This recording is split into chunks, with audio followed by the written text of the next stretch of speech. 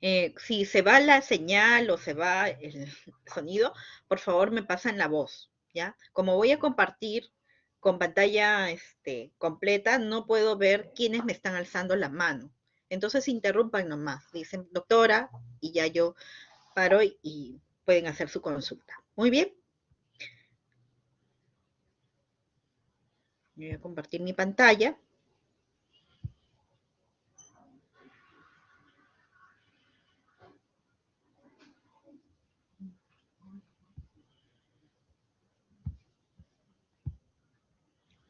Muy bien.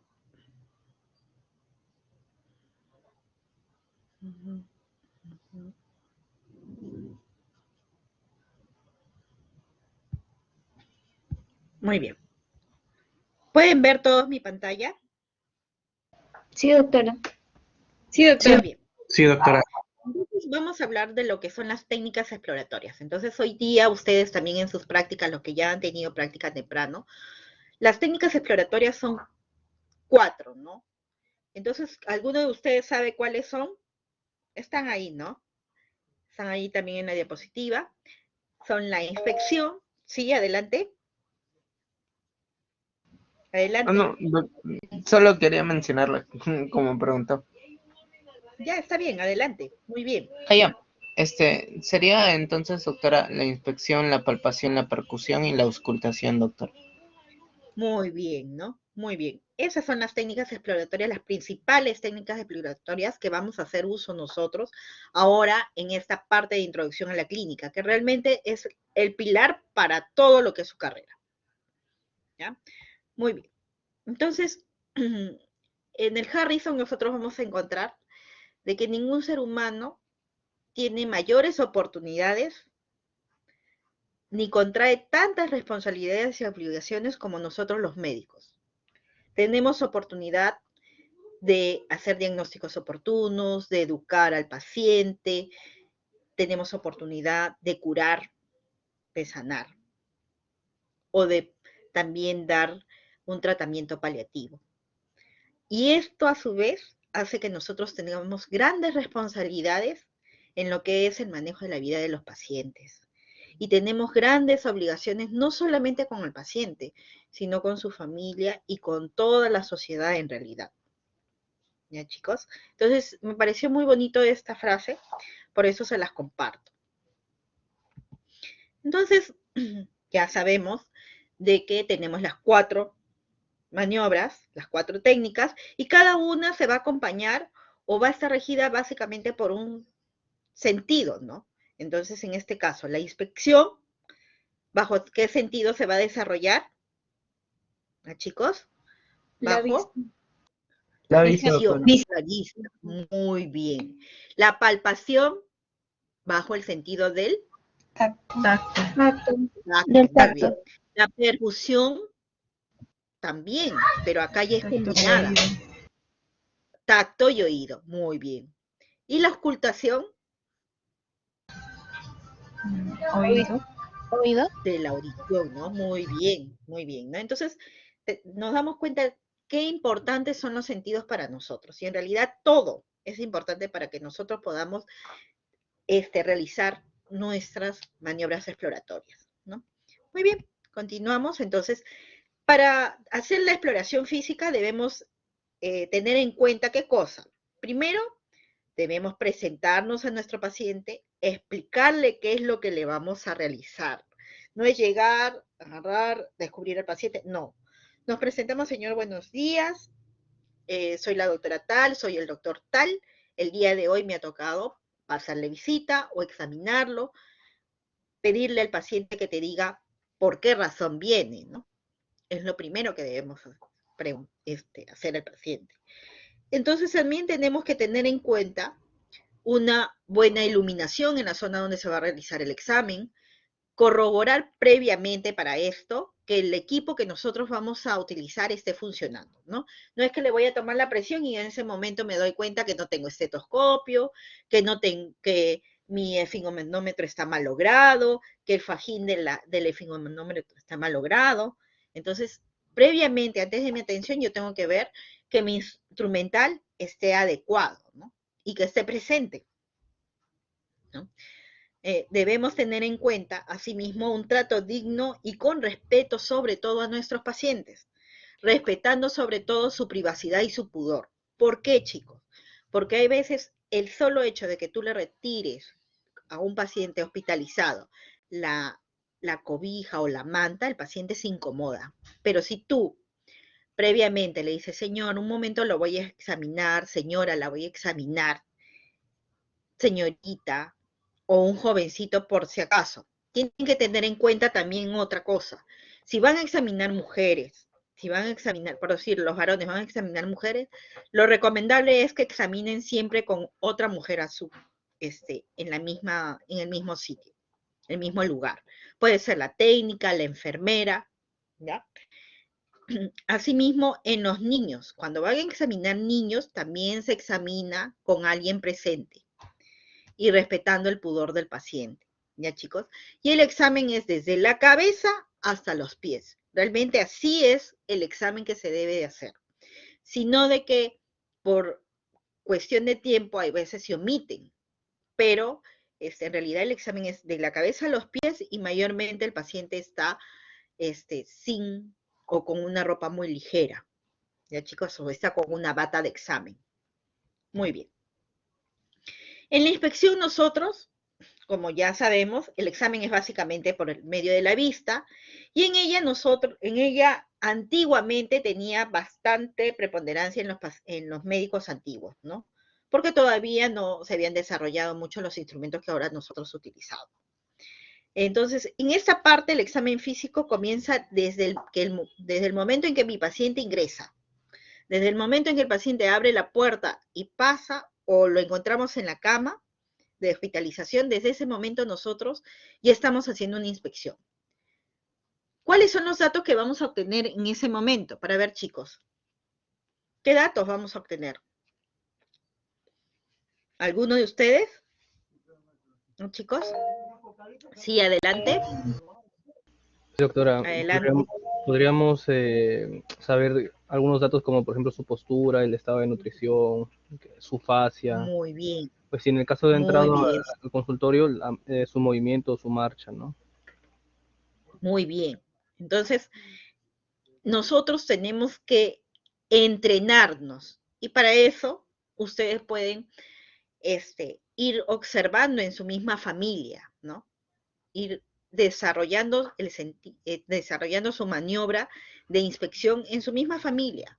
Observen y vayan detallando. Pueden ir relatando ustedes poco a poco en sus historias clínicas o en una hoja, en un cuaderno. Ustedes pueden ir haciendo sus inspecciones, aunque sea de esta manera, por el momento. Pero luego ya ustedes van a poderlo desarrollar, porque ustedes van a venir ya con los conocimientos previos que son esta parte, ¿no? Muy bien. Estos son los datos que nosotros vamos a obtener tanto en el primer contacto que tenemos con el paciente como en el momento en que nosotros le decimos, señor, lo vamos a revisar, lo voy a examinar. Entonces uno comienza primero con la inspección. Muy bien, pero no quiere decir de que la inspección se va a dar en un momento inspección, en un momento palpación, en un momento percusión, en un momento auscultación. La percusión y la auscultación sí, son bien definidos, pero en la inspección y la palpación la podemos hacer a la vez, simultáneamente. ¿Ya, chicos? ¿Por qué? Porque primero no van a comenzar ustedes a inspeccionarla desde el cabello, la cara, y no van a tocar, no, la van haciendo simultáneamente. ¿Ya? Muy bien. Entonces, debemos de mirar, observar, no tener prisas. Cuando uno hace un examen físico, no lo puede hacer rápido, tiene que hacerlo conscientemente. Entonces, tenemos que observar y críticamente ir tomando los datos. Muy bien. Entonces, como ya les había dicho, se va a realizar en un sitio donde haya buena iluminación, donde no haya muchas corrientes de aire. El examinador debe estar parado frente a la persona que va a examinar. Y como ya lo había referido su colega, en la inspección nosotros vamos a tomar datos de la actitud, las facies, el hábito corporal del paciente, la talla, el estado nutricional, los movimientos, la marcha, ¿no?, de mi paciente. En la palpación, que es la segunda técnica, nosotros vamos a obtener qué datos. Para ver, ¿alguno de ustedes me puede ayudar con esta diapositiva? Chicos. Chicos.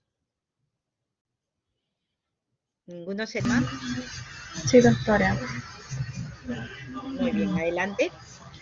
Con la palpación lo que podemos apreciar es la temperatura, en el caso de la piel, la consistencia, la forma, el tamaño y la situación. Muy bien. Y su sentido va a ser básicamente el tacto. Ahora, cuando nosotros evaluamos a un paciente que está en cama, siempre chicos, por regla, nosotros tenemos que estar en el lado derecho. Parados en el lado derecho del paciente. Siempre. Solamente hay algunas acotaciones en las que se puede, algunas oportunidades en las que se tiene que parar uno al lado izquierdo. Pero siempre es al lado derecho. Eso es algo que tienen que tener en cuenta. Muy bien. Entonces, como ya les había dicho, siempre debe de ubicarse al lado derecho del sujeto. Sí, adelante. Sí, doctora, tenía una duda, más que nada con respecto a la inspección. Yo había leído que puede ser una inspección directa o inmediata, pero también puede haber una inspección mediata o instrumental. En ese caso, como la inspección a la vista, ¿a qué se refería? ¿Cuál sería la forma de inspeccionar de forma instrumental, doctora? Instrumental es con, por decir, el oftalmoscopio, todo lo que tú vas a necesitar un instrumento para poder ver. El otoscopio, el oftalmoscopio. Necesitas un instrumento para poder hacer la infección. No es directo. Directo es con mi vista, con mis propios ojos. No necesitas nada. Pero indirecta e instrumental es que tú necesitas algo para poder observar. Y tú, por decir, cuando tú quieres ver oído medio, necesitas un oftalmoscopio, un otoscopio, mejor dicho, un otoscopio para poder ingresar al conducto auditivo externo y poder amplificar la zona de la campana del oído, ¿no? De la membrana del oído, para poder observar. Necesitas algo. Por decir, la broncofibroscopía. Necesitas el broncoscopio para poder tú entrar y observar lo que pasa en los bronquios. Eso es lo que quiere decir indirecta instrumental. Muy bien.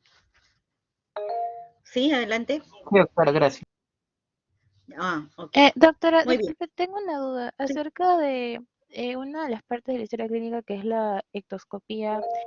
¿Pueden incluirse puntos como la actitud, postura, estado de nutrición, movimiento, vestimenta?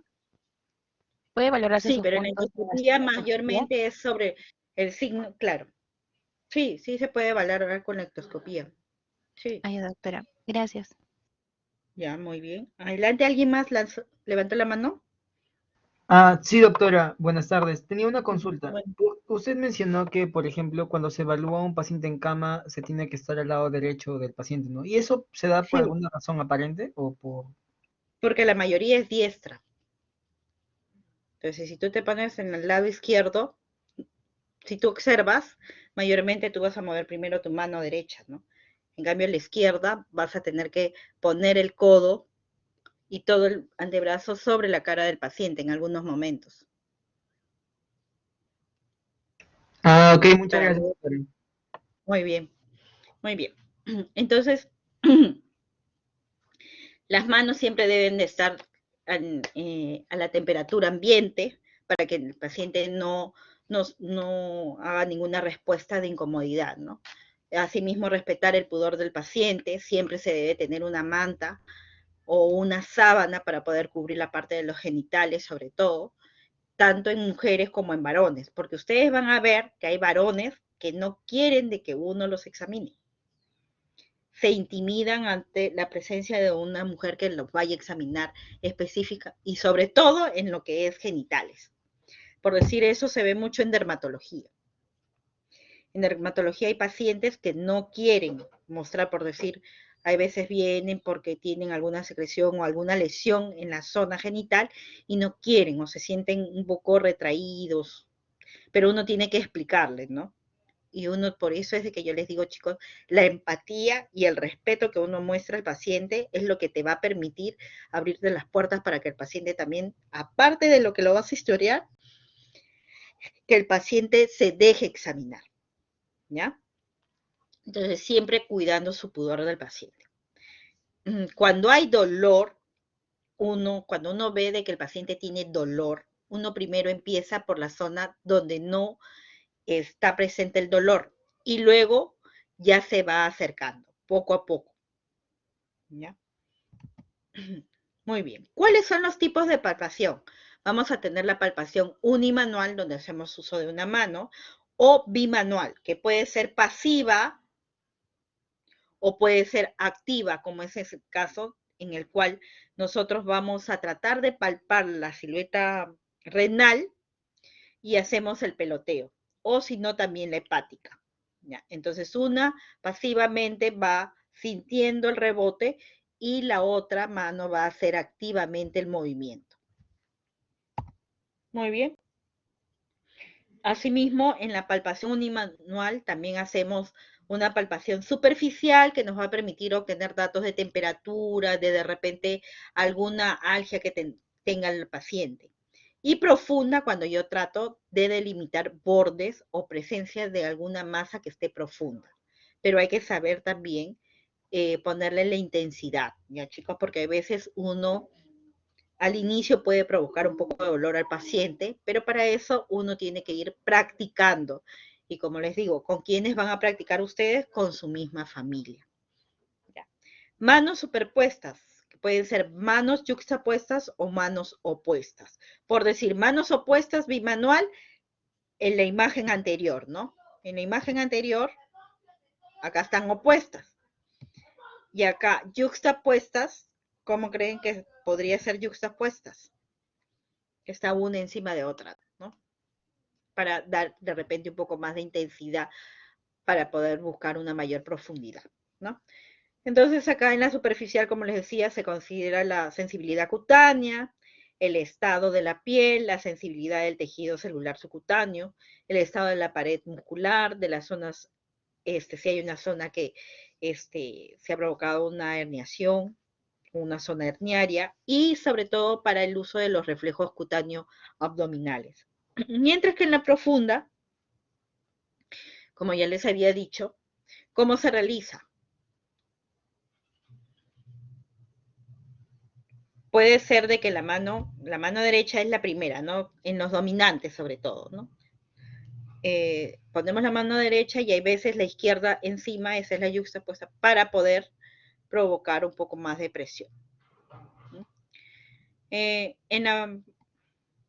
Acá están ya las imágenes, ¿ya? Separadas, superpuestas, opuestas y las yuxtapuestas. ¿Ya? Muy bien. Entonces, ¿qué es lo que nosotros vamos? Sí, adelante. Disculpe, tanto la palpación superficial y palpación profunda son parte de la palpación unimanual y bimanual, o sea, en ambas puede ser superficial profunda. Sí, en ambas. Ok, gracias. Sí, adelante. Sí, doctora, tenía una consulta justamente con respecto a la palpación bimanual, en lo que menciona separadas, superpuestas y yuxtapuestas. ¿Cuáles serían, las funciones independientes que tendrían cada uno? O sea, ¿para qué más usaría una separada, una superpuesta o una yuxtapuesta? Por decir la separada es cuando tú quieres ver un rebote de repente, ¿no? En este caso, por decir, tanto en hígado como en riñón. Entonces, con una tú puedes hacer la maniobra y la otra va a sentir la respuesta, va a sentir el peloteo. En la yuxtapuesta es básicamente para hacer un poco más profundo. Por decir, quieres palpar una masa. Entonces tú puedes para poner un poco más de profundidad, puedes poner una superpuesta. Y una yuxtapuesta es si tú quieres delimitar, por decir, una zona o delimitar una masa. Por decir acá, tú estás delimitando el reborde costal inferior y quieres determinar de repente si hay una masa, un tamaño de una masa. Entonces, por eso tú puedes agarrar las dos. Por decir, un ejemplo muy claro es cuando uno va a palpar a la gestante,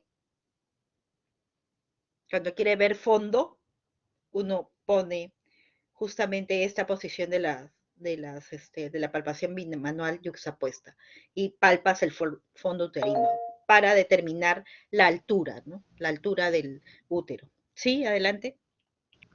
Doctora, en el caso de, por ejemplo, el examen de mama, ¿se podría usar manos yuxtapuestas? No tanto, porque mama es un poco más pequeño, ¿no? Un poco más pequeño, aunque también lo podrías hacer como para producir de repente secreción en la mama, ¿no? Si quieres estimular un poco la secreción de la mama, sí podrías hacer una palpación yuxtapuesta. Sí, pero como es un poco más pequeño el órgano, a menos que sea una mama muy grande, ¿no? Entonces, ustedes conforme vayan viendo la necesidad para poder hacer correctamente su examen, ustedes van a poder utilizar según el paciente, porque no a todos los pacientes les voy a decir, no, ¿por qué no es superpuesta o separada o yuxtapuesta? No, ustedes mayormente van a determinar, ¿no? Van a determinar ustedes mismos, por su práctica, se van a dar cuenta qué es lo que más le acomoda en ese momento. Por eso es que el examen físico es siempre bien dinámico, ¿no? Un momentito.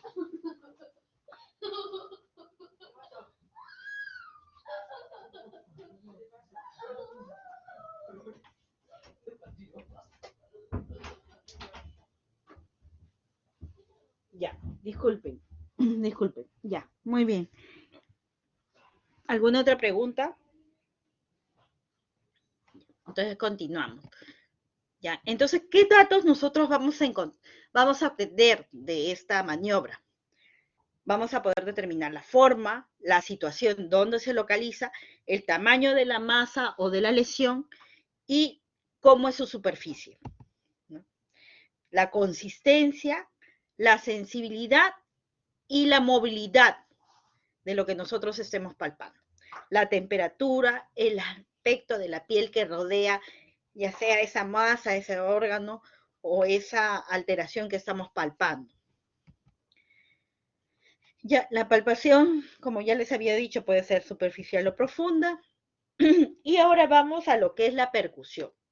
Acá en la percusión, que es la tercera técnica, nosotros vamos a usar tanto el oído como la mano, como el tacto. Entonces, para esto debemos tener en cuenta de que va a haber una directa que va a ser propiamente con las manos y va a haber otra donde vamos a usar un instrumento para poder producir la percusión, ¿ya? Entonces, para eso vamos a tener que utilizar y vamos a tener que tener en cuenta algunas cosas que ustedes la pueden observar, ¿no? Consiste en la apreciación por el oído de los fenómenos acústicos que se van a producir debido a que se va a originar un ruido cuando se golpea la superficie externa de una zona del cuerpo, ¿no?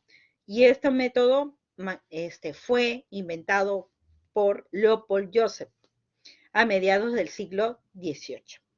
O sea, ya la percusión tiene años, siglos, ¿ya, chicos? Y dio lugar a que se pudiera tomar datos indirectos sobre ciertas patologías, ¿no? Y que se van a corroborar muchas veces con la ayuda radiológica. Y eso lo vamos a ver ya en lo que es, sobre todo en lo que es respiratorio y digestivo. ¿Cuáles son los tipos de ruidos? Va a haber un ruido sonoro o resonante, un ruido hipersonoro, hiperresonante, un ruido timpánico y un ruido mate, ¿no? Entonces, el ruido sonoro es el que vamos a escuchar, por ejemplo, el percutir el tórax sobre un pulmón normal. El ruido hipersonoro es cuando nosotros escuchamos en los pulmones que son más que todo enfisematosos o cuando existe un neumotórax. El ruido timpánico es un poco más alto, más agudo, ¿no? Y se va a dar cuando nosotros percutimos sobre una zona que hay presencia de aire. Por decir, cuando ustedes se van a percutir en la zona del abdomen, ¿no? Y el ruido mate, que va a ser realmente como una especie de ruido opaco, y se va a producir cuando percutimos zonas macizas, ¿no? Como la zona hepática o donde haya presencia de líquido. Todo eso lo vamos a aprender mucho mejor cuando hagamos respiratorio, ¿ya? Entonces, los clases de sonido de la percusión, como les dije, el timpánico se parece mucho a un tambor, la hiperresonancia, el sonido mate y el sonido submate. ¿Cuál es el procedimiento realmente? Entonces, acá una breve explicación, básicamente, y para eso vamos a usar ambas manos, ¿ya? Ambas manos, vamos a aplicar una mano, que va a ser la base, y el dedo índice es donde se va a colocar sobre la zona que queremos percutir. Ese es el plexímetro. Y va a ejercer una presión en la zona donde se va a percutir mayor que los otros dedos de la mano, ¿ya? Y hay que percutir en ángulo recto con el dedo índice y el dedo anular de la otra mano, que va a ser básicamente el dedo índice flexor. Y esa función la hace la mano derecha, el índice de la mano derecha. ¿Ya, chicos? Se debe golpear la base de la falange distal con la punta del flexor, dando un golpecito. Para eso, para que lo entiendan mejor, vamos a ver un video. Entonces voy a dejar de compartir esto un ratito y nos vamos a ir al video.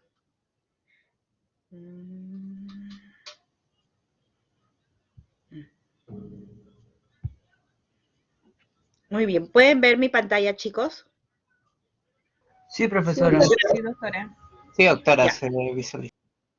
Ya, se visualiza entonces ahí. Ya, vamos a empezar. Entonces, como les dije, el de la mano izquierda va a haber un dedo.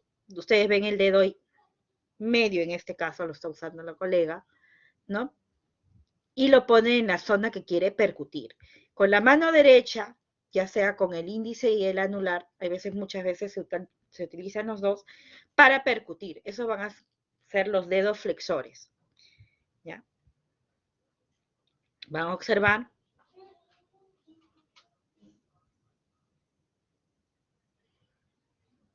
Nuevamente, vamos.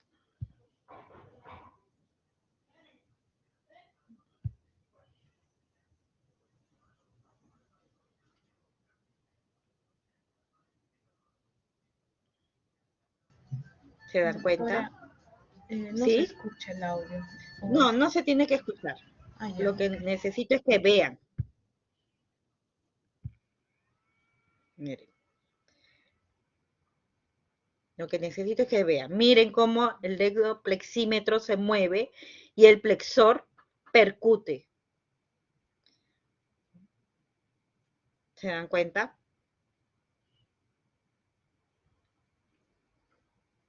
Muy bien. Esa es la percusión.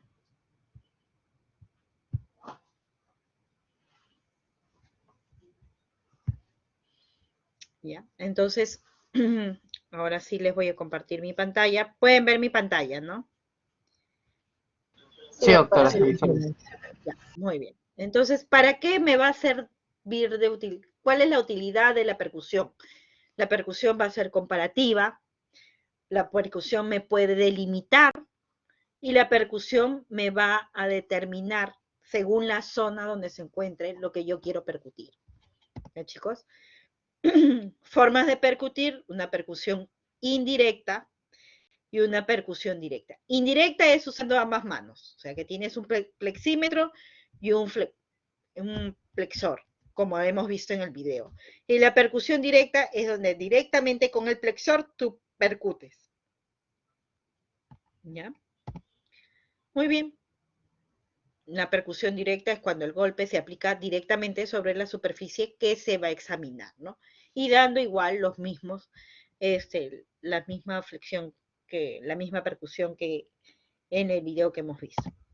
Y la puño percusión lo vamos a utilizar en algunos casos y se va a efectuar la percusión directa para detectar si se puede desencadenar un dolor, como es el caso de la percusión a nivel de las fosas lumbares para determinar si hay pielonefritis o no.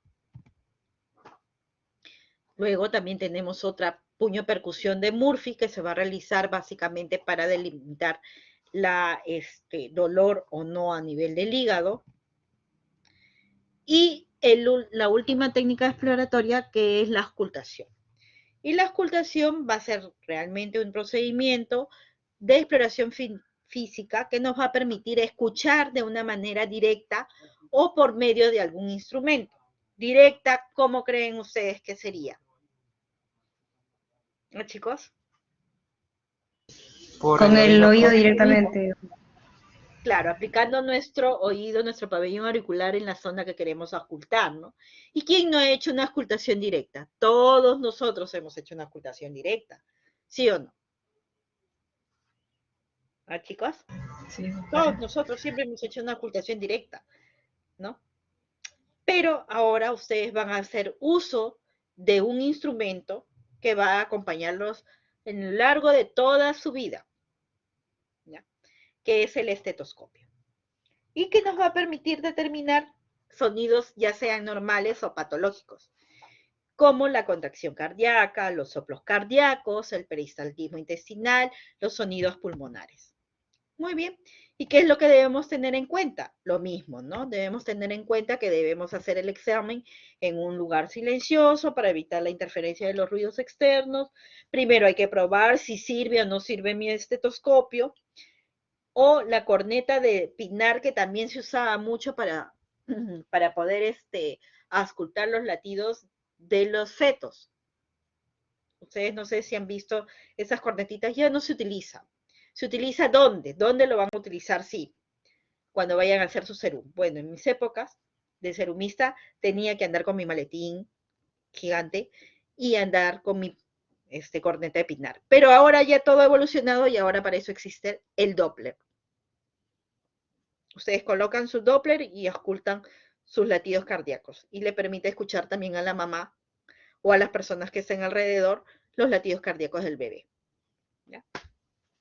La zona que se va a examinar, se va a auscultar, debe estar totalmente descubierta. ¿Cuáles son las formas de auscultación? Una auscultación mediata, una auscultación mediante la trompa o una auscultación mediante el estetoscopio. ¿Ya, chicos? Muy bien.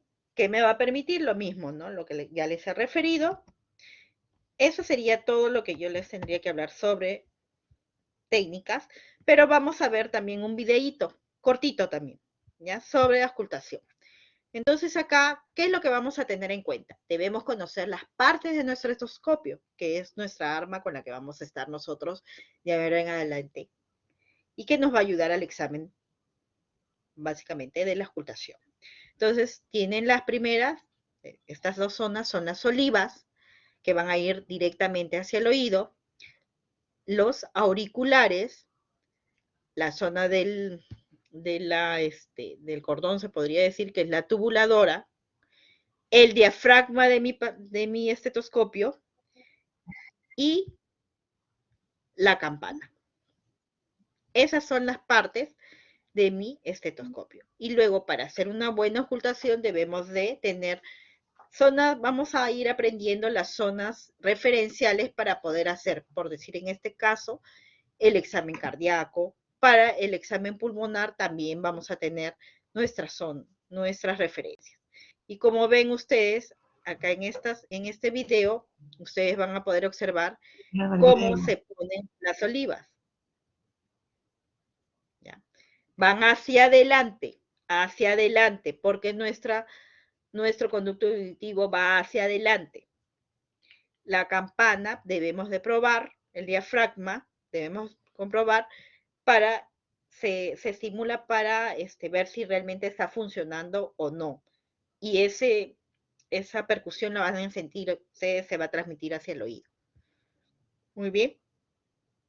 Muy bien, chicos. Eso es lo que les quería mostrar en cuanto a las técnicas exploratorias. Y ahora vamos a hablar un poquito sobre funciones vitales. Sí, adelante.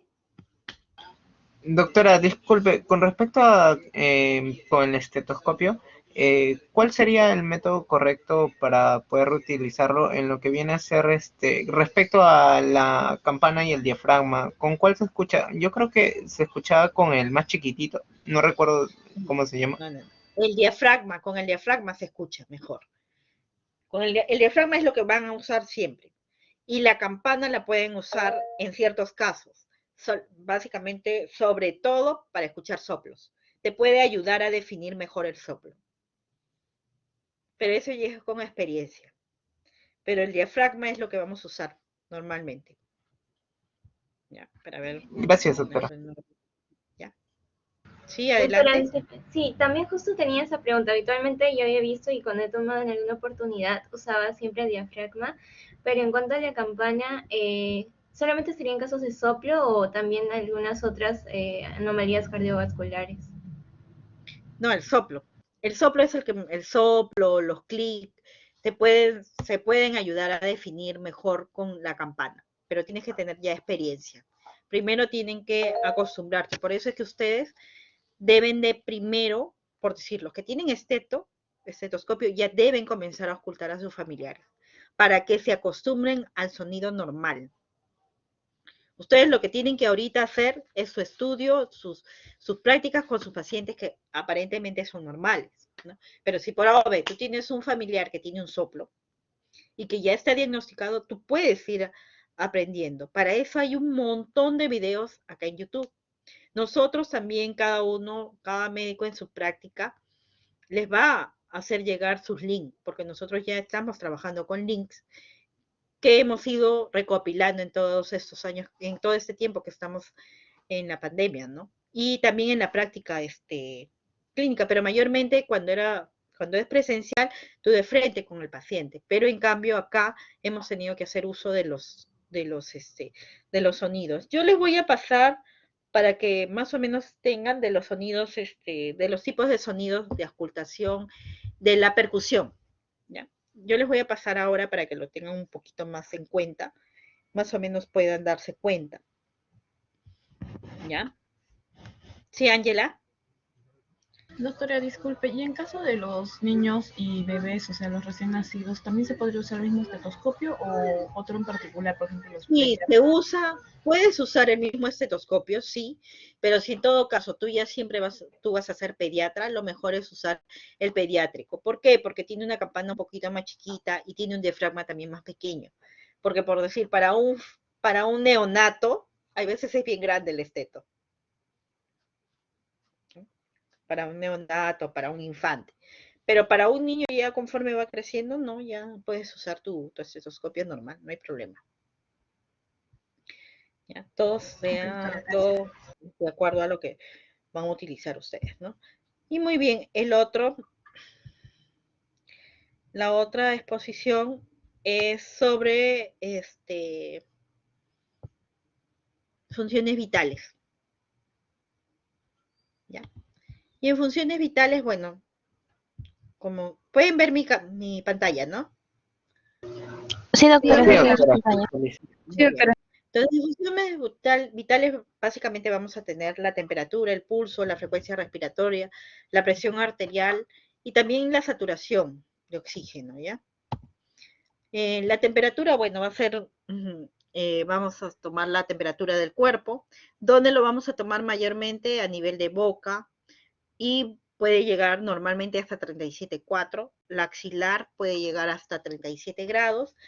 A nivel del pliegue inguinal también podemos tomar la temperatura, que puede llegar a 37,2. La rectal, que mayormente es la central, se podría decir, que esta sí puede llegar hasta 37,8 grados centígrados. Y el conducto auditivo, ¿no?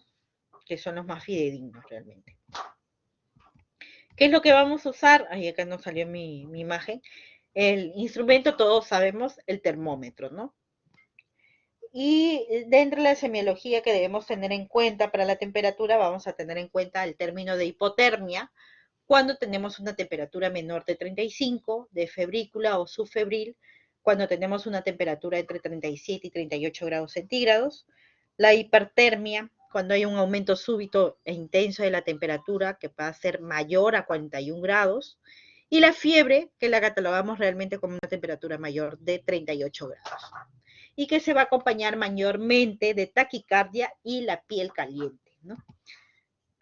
La frecuencia respiratoria, básicamente nosotros vamos a tener en cuenta que van a ser los actos respiratorios por minuto, y un acto respiratorio tiene tanto inspiración, el momento de la inspiración y el momento de la expiración. Esa es una respiración. Ese es un ciclo respiratorio. La inspiración y la expiración es un ciclo respiratorio. La inspiración sola no es un ciclo respiratorio, ¿ya?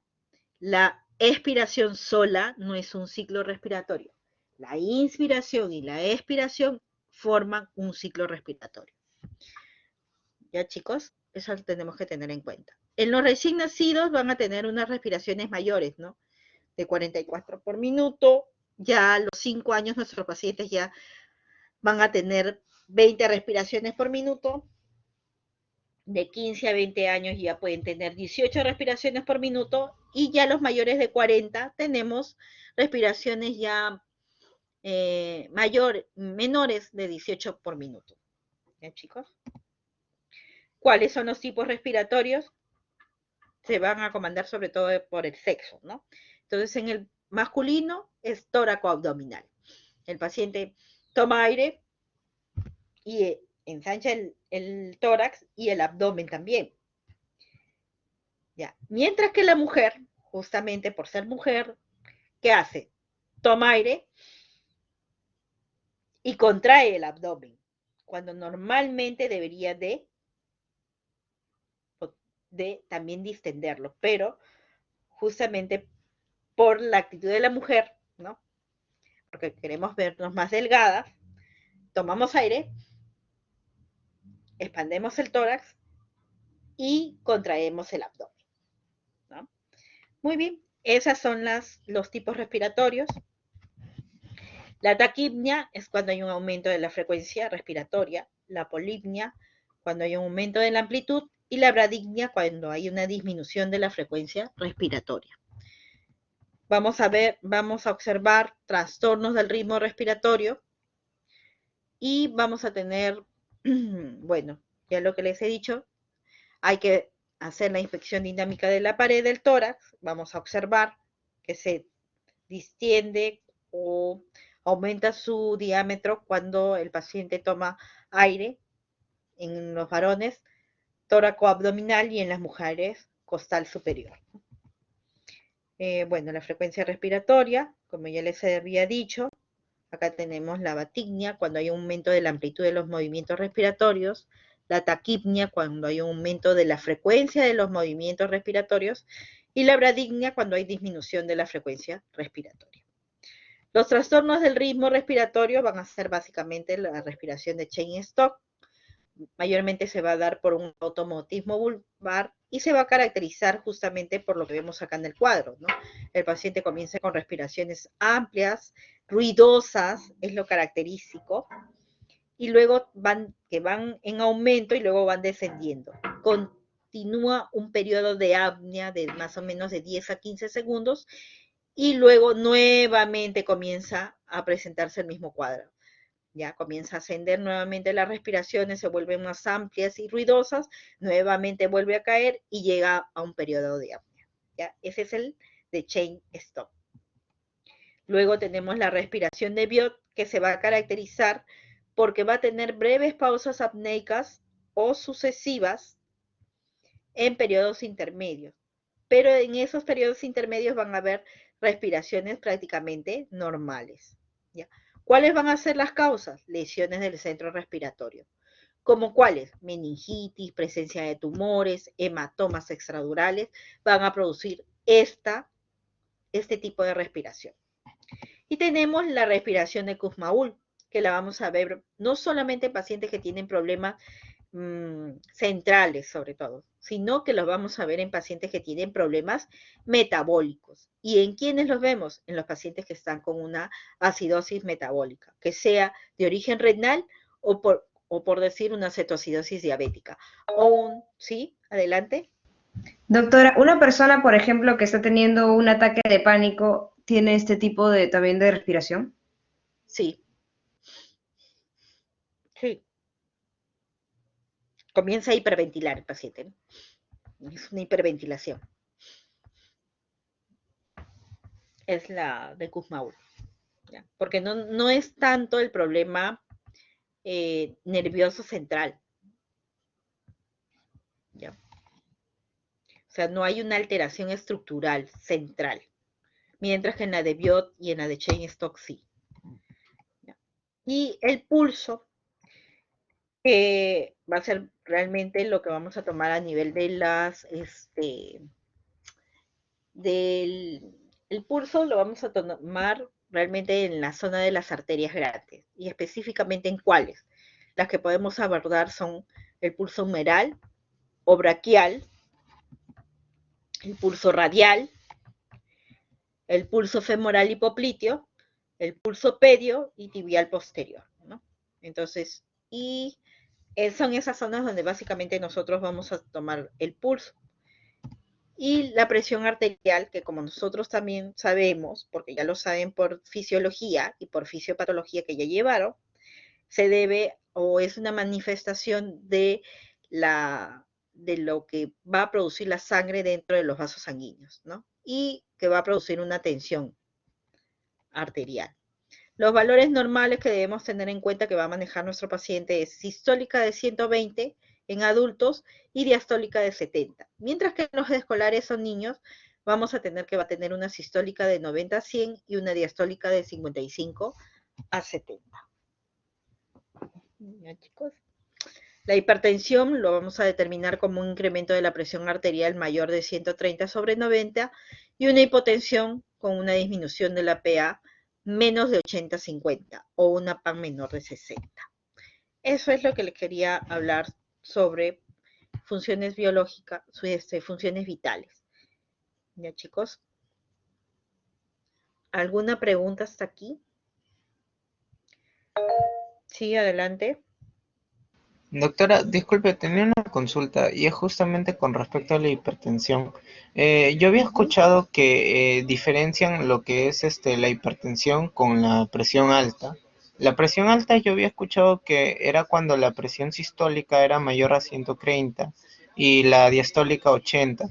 En cambio, la hipertensión cuando es mayor a 140 y mayor a 90, pero no sé si estoy en lo correcto.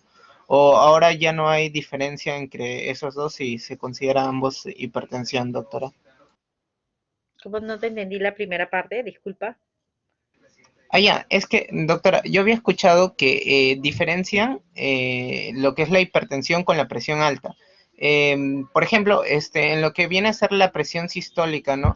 Yo había escuchado que la hipertensión es cuando es la presión sistólica mayor a 140, en cambio la presión alta solo cuando es mayor a 130.